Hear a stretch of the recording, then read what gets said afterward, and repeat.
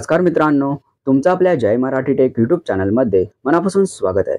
मित्रांनो, या व्हिडिओमध्ये आपण इंस्टाग्रामच्या ब्लेंड ह्या नवीन फीचरबद्दल जाणून घेणार आहोत. मित्रांनो, येथे आपण पाहणार आहोत की ह्या ब्लेंड फीचरचा वापर कसा करायचा, तसेच ह्या फीचरचा उपयोग काय आहे हे आपण सविस्तररित्या ह्या व्हिडिओमध्ये जाणून घेणार आहोत.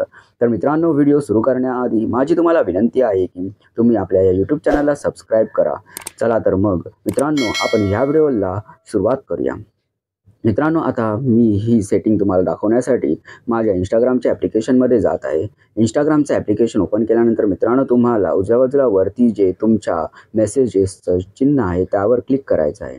त्यावर क्लिक केल्यानंतर मित्रांनो, तुम्हाला हा जो ब्लेंड फीचर आहे तो ज्या चॅटबरोबर येथे वापरायचा आहे तो चॅट येथे आपल्याला सिलेक्ट करायचा आहे.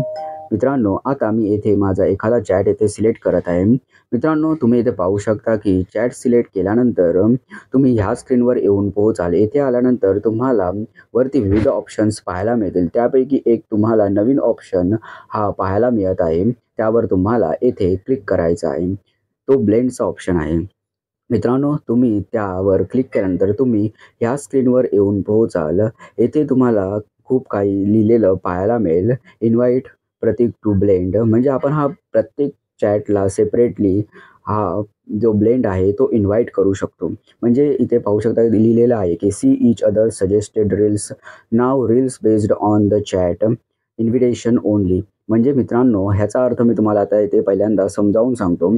आता जेव्हा मी हे ब्लेंड इन्व्हाइट करेल ह्या समोरच्या व्यक्तीला, तेव्हा जेव्हा हा इन्व्हाइट त्या समोरच्या व्यक्तीला जाईल, तो समोरच्या व्यक्ती जेव्हा इन्व्हाइट ॲक्सेप्ट करेल त्यानंतर त्याच्या सजेस्टेड व्हिडिओज ज्या रील्स आहेत तर त्या तुम्हाला देखील दिसतील तुमच्या चॅटमध्ये. तुम्ही इथे आता मी तुम्हाला ती ॲक्च्युअलमध्ये करून दाखवतो कशाप्रकारे असेल ते, म्हणजे तुम्हाला पूर्ण आयडिया येईल आता ते कसं आहे ते.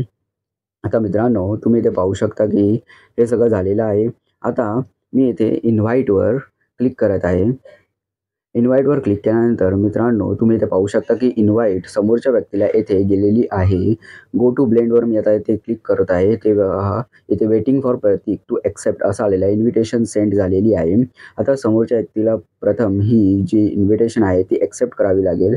त्याकरिता आता मी पाठी जातो आणि ही इन्व्हिटेशन आहे ती ॲक्सेप्ट करतो. तुम्ही इथे पाहू शकता की येथे मी रिफ्रेश केलेलं आहे. तुम्ही इथे पाहू शकता की ही इन्व्हिटेशन येथे आलेली आहे.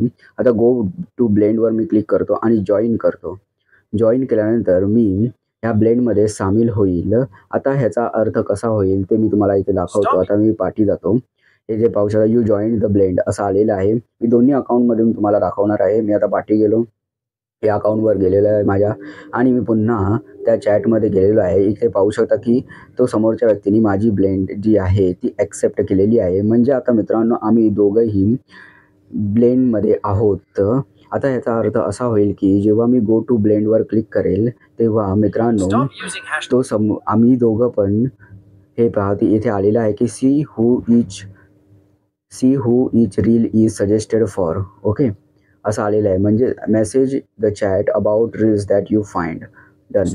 ओके, आता ह्याच्यात कसं असणार आहे मित्रांनो, ह्याचा अर्थ असा आहे की आता इथे मी ज्या रील्स येथे मला सजेस्ट होणार येथे त्याच सेम रील्स आता मी ज्याच्याबरोबर येथे ब्लेंड केलेलं आहे त्याला देखील येथे सजेस्ट होतील.